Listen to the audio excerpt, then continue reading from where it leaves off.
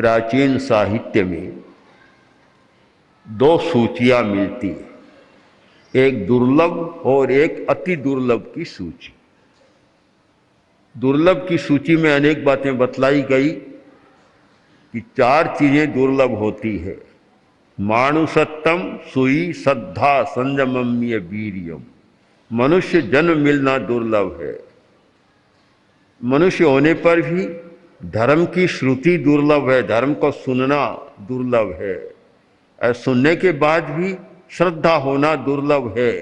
और श्रद्धा होने के बाद भी संयम में अपने वीर्य का नियोजन करना दुर्लभ है। यह दुर्लभ वस्तुओं की सूची है। एक सूची है अति दुर्लभ, जो बहुत ज्यादा दुर्लभ है। सूची में एक शब्द है बोधि। बोधि बहुत दुर्लभ है। विनय विजय जी ने लिखा है, बुद्ध्यतां बुद्ध्यतां बोधिरति दुर्लभा जलधि जल पतित सुर रत्न युक्त्या सम्यगाराध्यतां स्वहितमिह साध्यतां बाध्यता मधुर गतिरात्म शक्त्या। बुद्ध्यतां बोधि प्राप्त करो, क्योंकि बोधि अति दुर्लभ है। दुर्लभ नहीं, अति दुर्लभ है। अति दुर्लभ क्यों है कि बोधि तीन प्रकार की बतलाई गई। नाण बोहि, दर्शन बोहि, चरित्र बोहि। ज्ञान की बोधि, दर्शन की बोधि, चरित्र की बोधि। तो ज्ञान दर्शन चारित्र तो दुर्लभ है, उनकी बोधि बहुत ज्यादा दुर्लभ है। बोधि का अर्थ अंतर का ज्ञान, भीतर से कोई भीतर का स्रोत है, वह है बोधि।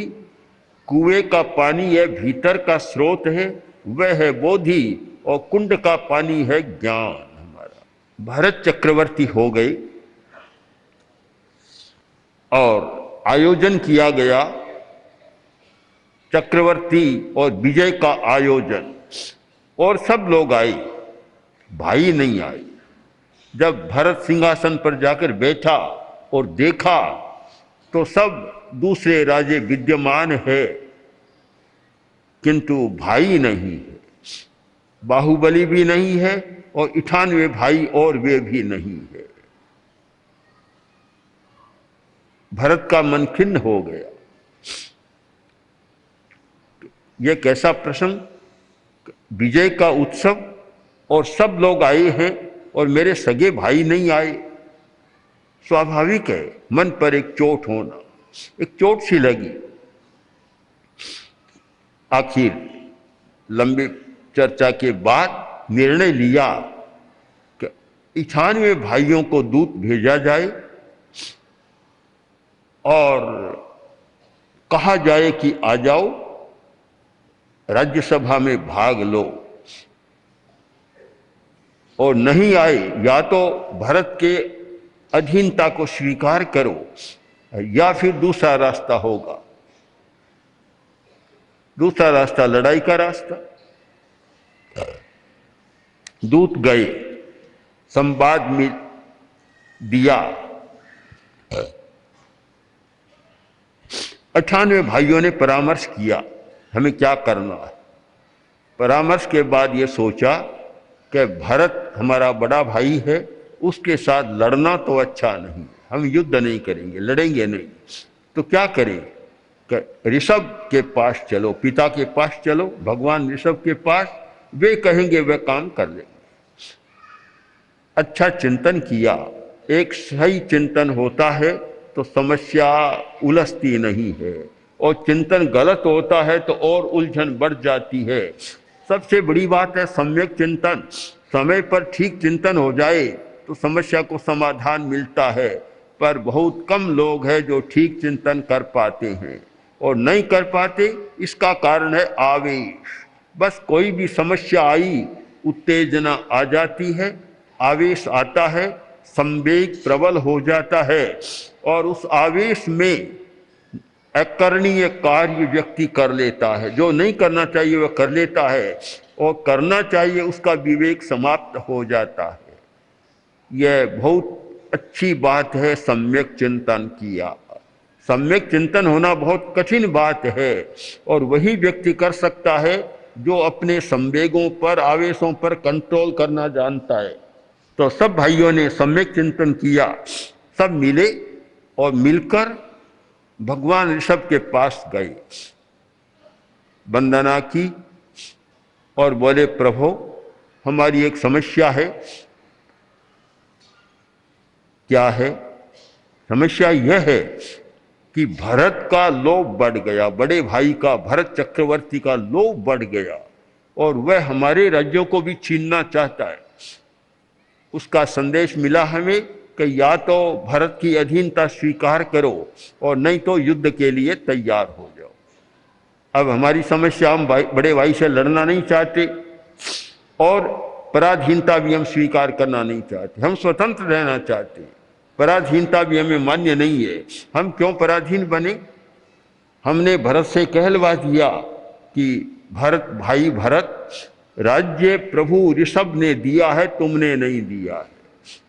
हमें जो राज्य मिला है भगवान ने दिया है, तुमने नहीं दिया। अगर तुमने दिया होता तो ठीक है, तुम मांगते हम लौटा देते, पर तुमने तो दिया नहीं।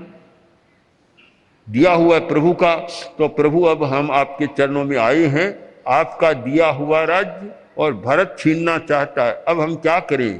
क्या बड़े भाई के साथ युद्ध करें या क्या करें हम? या उसकी पराधीनता को स्वीकार कर दें, अपनी स्वतंत्रता को हम समाप्त कर दें? हमें क्या रास्ता चुनना चाहिए? भगवान ने सारी बात सुनी। अब शायद अरहत ऋषभ, भगवान ऋषभ के सामने भी समस्या थी। एक और भरत और दूसरी ओर 98 बेटे, किसको राजी करें, किसको नाराज करें, किसकी बात माने, किसकी बात को ठुकराएं? बड़ी समस्या हो गई दोनों की बात। पर वे तो ज्ञानी थे, अंतर्ज्ञानी थे, और भगवान ऋषभ का जीवन इतना साधना का जीवन रहा है, बड़ी उत्कृष्ट साधना उन्होंने की है, अध्यात्म योग की साधना की। और आपको आश्चर्य होगा कि भगवान ऋषभ की साधना का वर्णन जैन साहित्य में तो है ही, पर शायद श्रीमद् भागवत में जितना विस्तार से किया गया है, बहुत विस्तार से उनकी साधना का वर्णन मिलता है। अवधूत साधना, बड़ी विचित्र उनकी साधना थी। तो उनका तो अंतर्ज्ञान जागृत था, आत्मा जागृत थी, भीतर का प्रकाश था। जब भीतर का प्रकाश होता है तो अंधेरा सामने टिकता नहीं, कोई समस्या टिकती नहीं है। जब कोहरा बाहर का प्रकाश होता है तो समस्या सुलझती नहीं है। बाहर का प्रकाश आंखों को रोशनी दे देता है पर चेतना को रोशनी नहीं देता, और भीतर का प्रकाश आंखों को रोशनी दे या न दे, किंतु चेतना को इतना प्रकाश देता है कि उस प्रकाश में अंधकार की सारी समस्याएं सुलझ जाती है। भीतर का प्रकाश हुए बिना अंधेरे को भी मिटाया नहीं जा सकता। तो भगवान तो ज्ञान की ज्योति से एकदम प्रज्वलित थे, इतना भीतर का प्रकाश था। तब भगवान ने कहा कि बोलो तुम क्या चाहते हो? कहा हम अपना राज्य चाहते। राज्य चाहते हो? तुम राज्य चाहते हो और आज मान लो भरत ने नहीं किया, कल दूसरा कोई तुम्हारा राज्य छीन लेगा। भरोसा है क्या कोई नहीं छीनेगा? क्यों? राज्य में तो चलता रहा है संघर्ष, और हो जाएगा फिर। ये तुम्हारा राज्य अस्थायी राज्य है, अशाश्वत राज्य है, जिस पर कोई भी आक्रमण कर सकता है, कोई भी उसको छीन सकता है और अपना अधिकार जमा सकता है। बोलो क्या चाहते हो? मैं तुम्हें ऐसा राज्य दूं जिसे कोई छीन नहीं सकता। बोलो शाश्वत राज्य चाहते हो, चले जाने वाला राज्य चाहते हो? तब सब देखने लग गए और बोले प्रभु हम तो स्थायी राज्य चाहते, स्थायी राज्य चाहते, हम ये चले जाने वाला राज्य नहीं चाहते। तब भगवान ने कहा संबुज्य है किंग न बुज्य है, संबुज्य है किंग न बुज्य है, तुम संबोधि को प्राप्त करो। संबोधि मनुष्य बने हो, फिर क्यों नहीं संबोधि को प्राप्त कर रहे हो? संबुज्य है किंग न बुज्य है, यह मनुष्य जन्म बार बार नहीं मिलेगा, इसमें क्षमता है कि संबोधि प्राप्त की जा सकती है।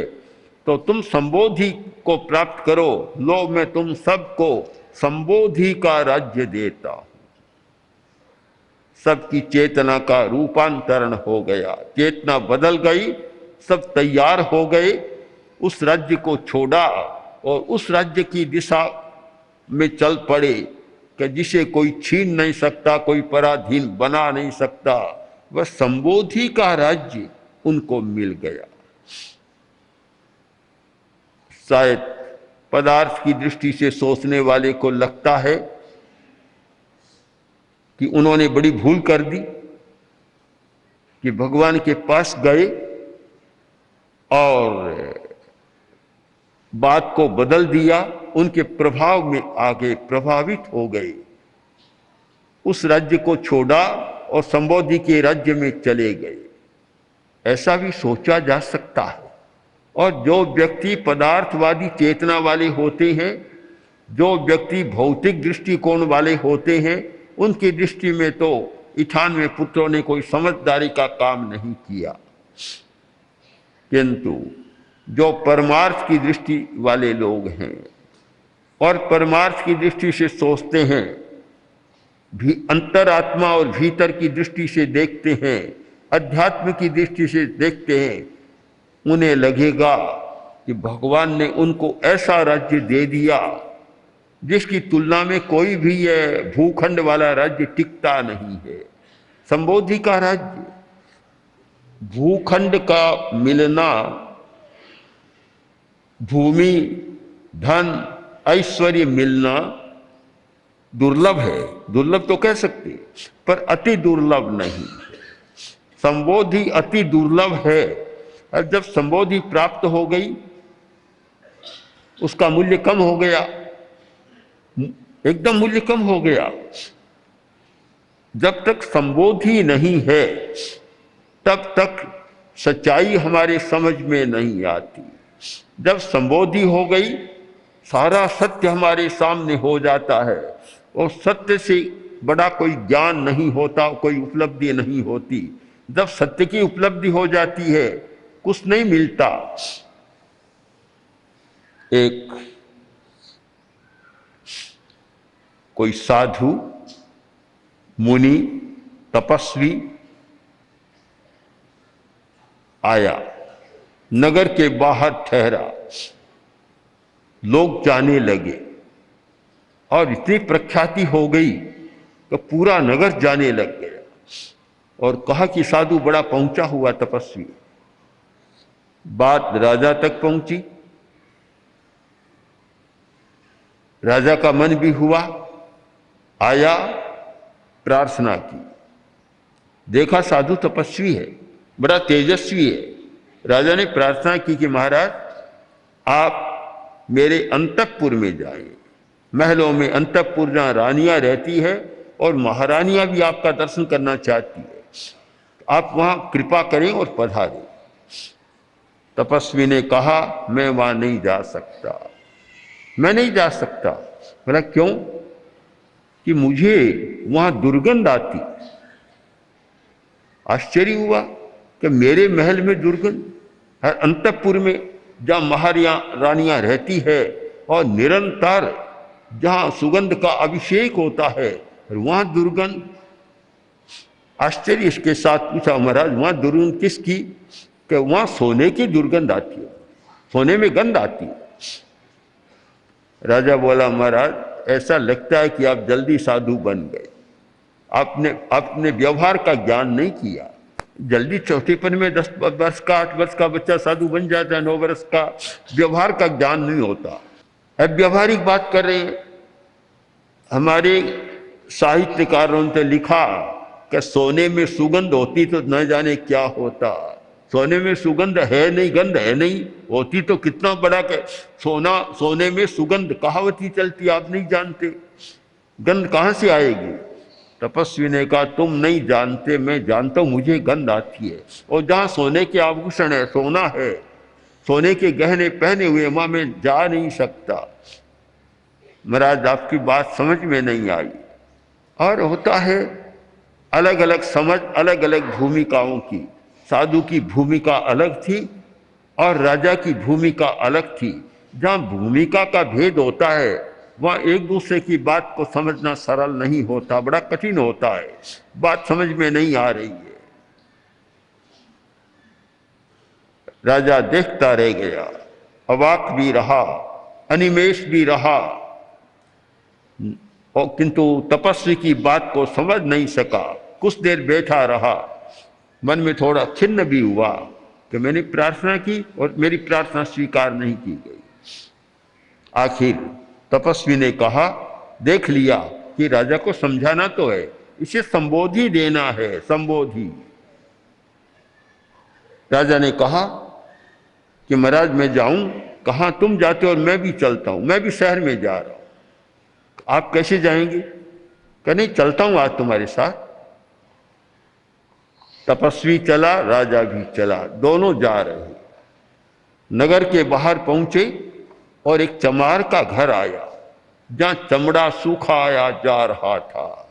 और जब चमड़ा सुखाते हैं इतनी बदबू आती है, हमने भी अनुभव किया। बालोतरा में चौमासा था विद्यालय में, और कुछ दूरी पर चमड़े सुखाए जाते थे। बहुत बार तो वहां बैठे बैठे भी कठिनाई का अनुभव होता, कितनी दूरी से। तो चमार का घर आया, तपस्वी ने राजा का हाथ पकड़ लिया कि भीतर चलो। राजा ने तो रुमाल निकाला और नाक को इतना बंद कर लिया कि सांस लेना मुश्किल हो गया। बोला महाराज कहाँ ले जा रहे हैं? कि भीतर चलो। कि महाराज कहाँ? चमार का घर है, चमड़ा सूख रहा है, आप कहाँ ले जाएंगे? कि चलो तो सही। आखिर क्या करे, तपस्वी का हाथ पकड़ा हुआ था, भीतर गए। चमार को पता चला, आया तो तपस्वी ने कहा अरे तुम्हारे पास रुमाल नहीं है? कि नहीं है। तुमने नाक बंद नहीं किया? कि क्यों? कि देखो राजा ने कर रखा है, तुझे गंध बदबू नहीं आती? कि बदबू है कहाँ महाराज? बदबू कहाँ है? बदबू है ही नहीं मेरे घर में, तो ये चमड़ा सूख रहा है, बदबू नहीं है? कि बिल्कुल नहीं है। तपस्वी ने मुड़कर राजा की ओर देखा और कहा कि राजा क्या कह रहा है, झूठ बोल रहा है। बोला महाराज आप व्यवहार को नहीं जानते, मैंने पहले ही कहा आप जल्दी साधु बन गए, आपको व्यवहार का ज्ञान नहीं है, और सब तपस्वी आप। इसको गंध कैसी आएगी? रात दिन चमड़े के बीच में रहता है, भला इसको बदबू कैसे आएगी? हम लोग नहीं रहते, मैं नहीं रहता, इसलिए मुझे बदबू आती है और रुमाल से नाक को बंद करना पड़ा। आप समझे नहीं मेरी बात को? तपस्वी ने कहा मैं तो समझ गया, पर तू मेरी बात को नहीं समझाना, कठिनाई तो ये है। मैंने यही तो कहा कि तू सोने के बीच में रहता है, तुझे गंध नहीं आती, मैं सोने से परे रहता हूं, मुझे सोने की भी गंध आती है। राजा ने शायद दोनों कान पकड़ लिया होगी। महाराज आपकी बात ठीक है।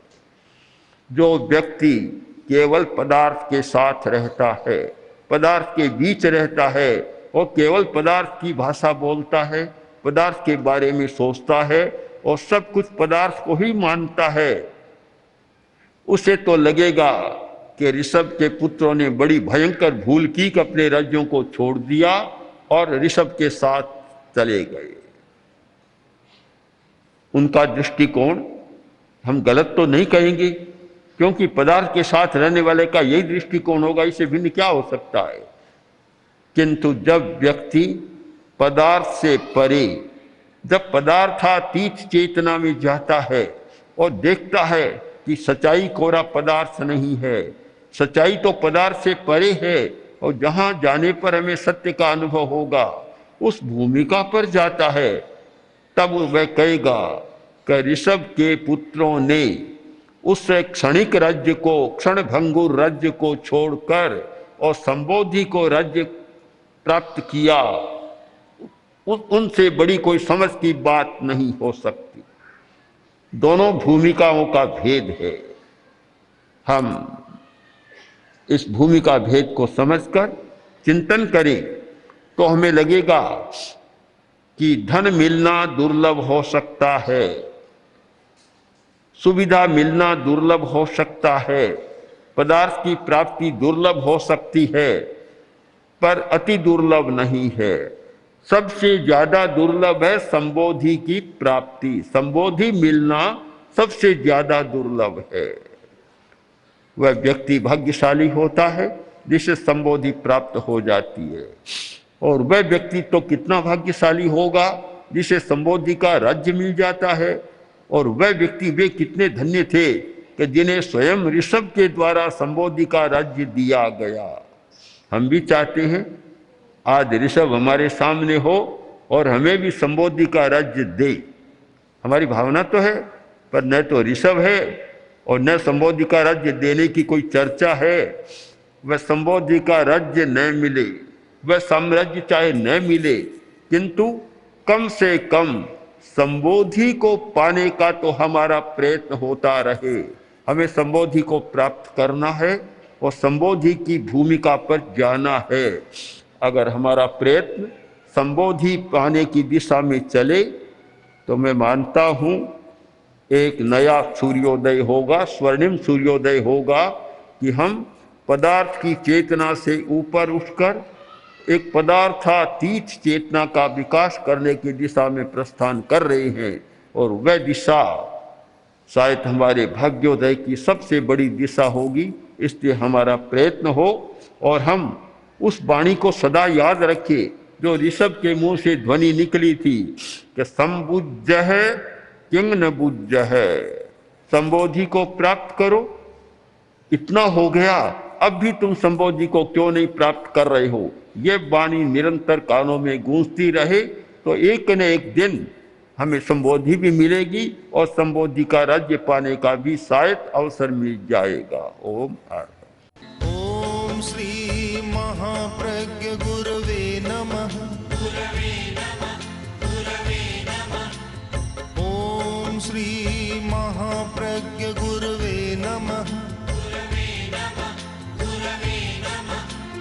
ओम श्री महाप्रज्ञ